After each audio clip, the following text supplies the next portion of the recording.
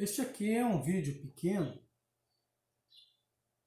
e ele vai ter a finalidade de completar o vídeo anterior, né, porque ultrapassou aqui os 30 minutos e então ele acabou cortando aqui o que seria a finalização da parte 2. Então ainda estou falando da parte 2, certo? A gente estava aqui mencionando, né, sobre este filme, né, o Love Story, né, o romance aí do Eric Segal, lá da década de 80, né? O romance é de 1970. Né? Então, ela colocou isso como exemplo para dizer o seguinte, né? A doença do pulmão, né, como é a tuberculose, ela facilmente é percebida como uma doença também da alma, né? Que o pulmão é o ar. Né? E vocês sabem que já na filosofia grega antiga, né, havia um filósofo chamado Anaxímenes, né, que ele propôs que o princípio que dava arqué, né, o princípio que dava origem ao mundo seria o ar. Né? E aí mais tarde, né, assim, séculos depois, o filósofo Hegel vai olhar que essa identificação que ele faz, né, do início do mundo, do universo através do ar, favorecia uma percepção da alma, porque o ar ele é fluido, né? Ele é transparente, né? Ele move as coisas, né? Então, o ar ele pode facilmente ser colocado assim metaforicamente como representante da alma, do espírito, né? E o pulmão é o órgão, né, que assim, que recebe o ar, né, que a gente respira. Né? Então, uma vez que a tuberculose ela se aloja no pulmão, ela pode também ser percebida como doença da alma, certo? O câncer já é a doença do corpo, né? Porque ele está no corpo todo, né? Então, e ela está dizendo assim, então essas imagens, elas acabam florescendo, né? Porque ambas eram consideradas doenças fatais, né? Identificadas com a morte em si. Tuberculose e o câncer, cada um a seu tempo. Né? Então, ela cita, né, faz uma citação aqui do Charles Dickens, daquele romance Nicholas Nickleby.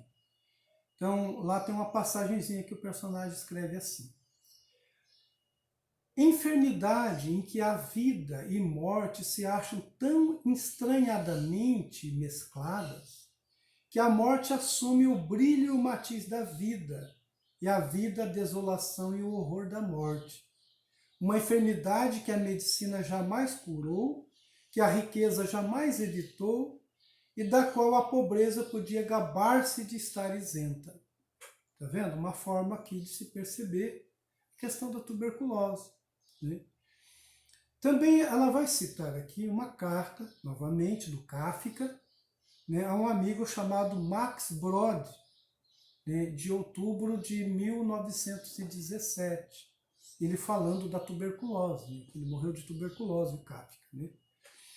Então, passaram a pensar que a tuberculose não é uma enfermidade especial, ou não é uma enfermidade que mereça um nome especial, mas apenas o germe da própria morte concentrado.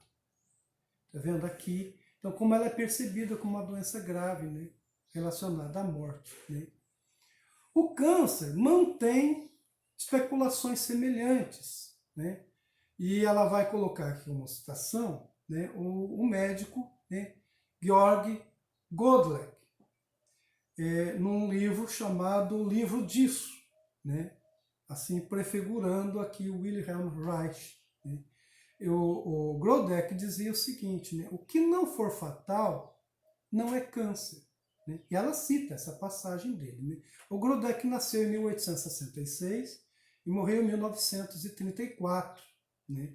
Era médico e escritor alemão. Né? Foi o pioneiro da medicina psicossomática. Então, o trecho que ela cita está bem assim. Entre todas as teorias apresentadas a respeito do câncer, na minha opinião, só uma sobreviveu à passagem do tempo, a saber, que o câncer percorre determinados estágios no rumo da morte. Com isso, quero dizer que aquilo que não for fatal não será câncer. Daí pode-se concluir que não ofereço nenhuma esperança de um novo método para curar o câncer, apenas os diversos casos do que se chama câncer. Então, o que ele coloca aqui é a gravidade do câncer, né? Aquilo que não é fatal não é câncer, quer dizer, então tem câncer, está condenado à morte, né? De outro lado, ela vai dizer o seguinte, né? Existe uma possibilidade de romantização da tuberculose, né? Então, ela vai citar aqui como exemplo uma frase do Henri Thoreau, né? O Thoreau escreveu em 1852, né, uma frase assim, né, falando sobre a moralização da morte pela tuberculose. Né? Escreve ele: a morte e a enfermidade são muitas vezes belas, como o brilho febril da tuberculose. Percebe? Então, aqui é um jeito de se perceber a tuberculose. Agora, o câncer não entra assim. Né? O câncer jamais é percebido esteticamente como coisa bela. Né? Tema raro e escandaloso para a poesia. Né? O câncer não serve para a poesia, né? No sentido romântico da situação. Né? Não se estetiza o câncer, diz ela. Né? Então, essa era o finalzinho da parte 3, né? Que infelizmente não coube no vídeo anterior, né? E a gente encerra aqui.